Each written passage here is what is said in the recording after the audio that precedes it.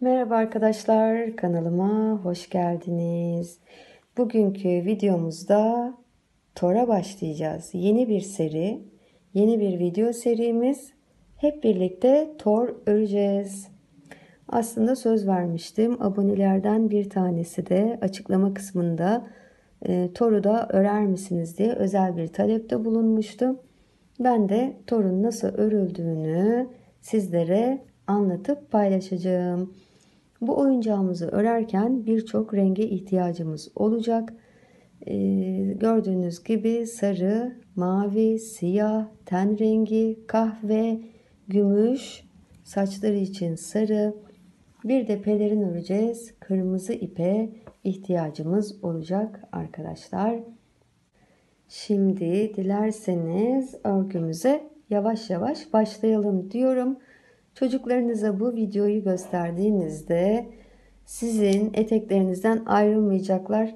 Anne bana bunu ör, bunu ör diye başınızın etini yiyecekler, emin olabilirsiniz. Şimdiden evet, hazırız. Başlıyoruz örgümüze. Sarı ipimizle ayaklarından doğru başlayacağız.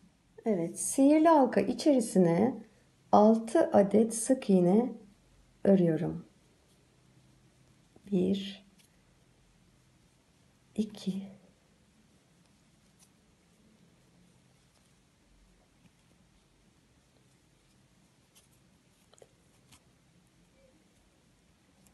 5 ve 6.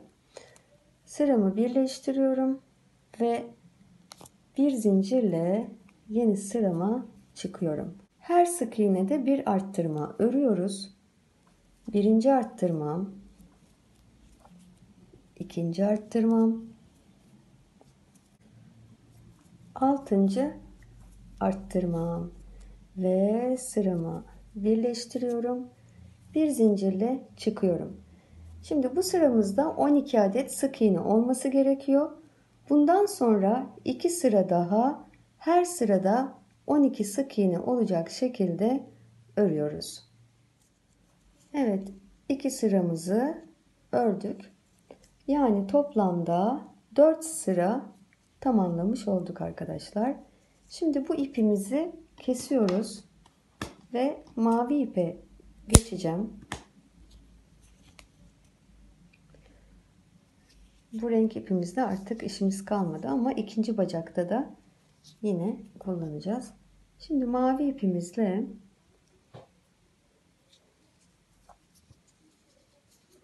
geldik 5. sıramıza. Şimdi arkadaşlar bundan sonra 4 sıra yine her sırada 12 adet sık iğne olacak şekilde öreceğiz. 4 sıra daha örüyoruz. Evet arkadaşlar, 4 sıramızı da mavi ile örerek tamamladık. Şimdi bu parçamızın ipini kısa keserek bir kenara koyacağız.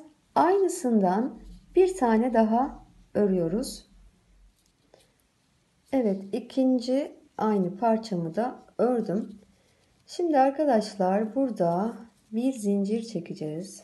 Bir zincir çekerek karşı tarafın başlangıç, yani daha doğrusu hem bitiş hem başlangıcıyla zincir kaydırma yaparak birleştireceğim ve bir zincir çekeceğim. Geldik 9. sıramıza. Burada 8 sıramız var. 9. sırayı öreceğiz.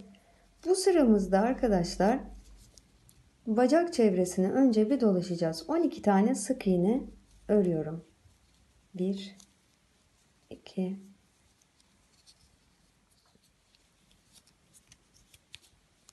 11 ve 12.'yi de örüyorum. Sonra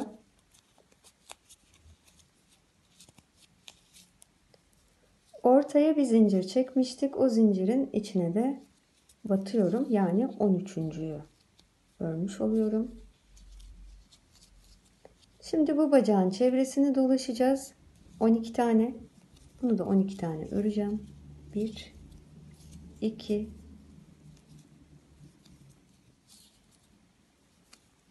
12, yani bu bacağın çevresi 12. Şimdi son sık iğnemi yine ortadaki o bir zincirin içine batarak öreceğim. Ve bir zincirle çıkmıştım. Onun içine batıyorum ve sıramı birleştiriyorum arkadaşlar. Ve bir zincirle çıkıyorum. Bu sıramızda toplam 26 tane sık iğnemiz olması gerekiyor. Şimdi geldik yeni sıramıza. Evet, 10. sıramızdayız. Bu sırada renk değiştireceğiz. Bu ipimizi kesip siyah ipimize geçiyoruz. Şimdi siyah ipimi takacağım. Siyah iple de bir sıra 26 tane sık iğne örüyoruz.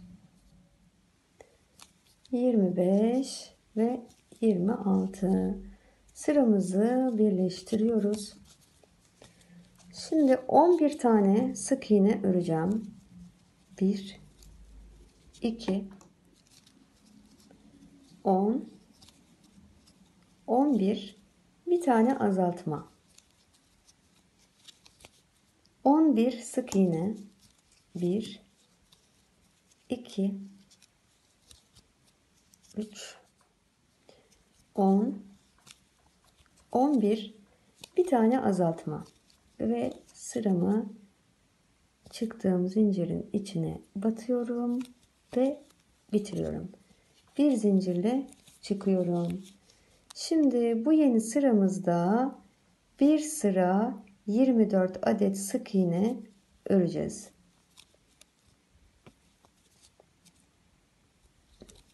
1 2 3 23 24 sıramı birleştiriyorum ve bir zincirle çıkıyorum. Yeni sıramızda 2 sık iğne, 1 2 bir tane azaltma öreceğim ve bunu 5 tane daha örüyorum. 2 sık iğne, bir azaltma örüyoruz arkadaşlar sıra sonuna kadar.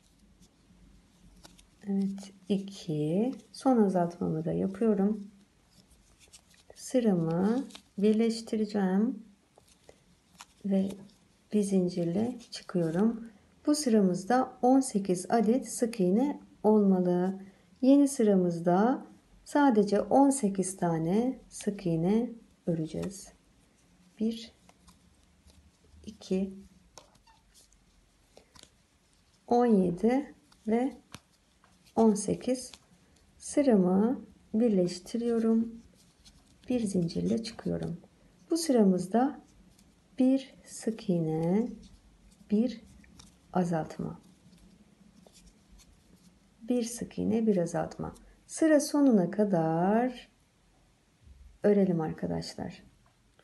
Bir sık iğne, bir azaltma örüyorum ve sıramı tamamlıyorum arkadaşlar.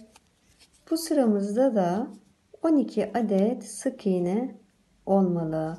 Şimdi yeni sıramızda sadece 12 tane sık iğne örüyoruz. 11 ve 12 sıramı birleştiriyorum ve bir zincirle çıkıyorum. Böylece gövdemizi örmeyi tamamlamış oluyoruz. Videomuzun da sonuna geldik arkadaşlar. Ben videomu izlediğiniz için hepinize çok çok teşekkür ediyorum. Lütfen videomu beğendiyseniz beğeni ve ayrıca yorumlarınızı bırakmayı ihmal etmeyiniz. Kanalımın gelişebilmesi ve büyüyebilmesi için YouTube'un çok dikkat ettiği algoritmalardır bunlar. Yorum ve beğeniler bu bakımdan benim için çok kıymetli. Sağ alt köşedeki zil işaretine basarak da bildirimlerinizi açabilir, yayınladığım videolardan anında haberdar olabilirsiniz ve kanalıma abone olmayı da lütfen unutmayınız diyorum. Hepinize sağlıklı, mutlu, huzurlu ve örgüyle dolu günler diliyorum. Hoşça kalın.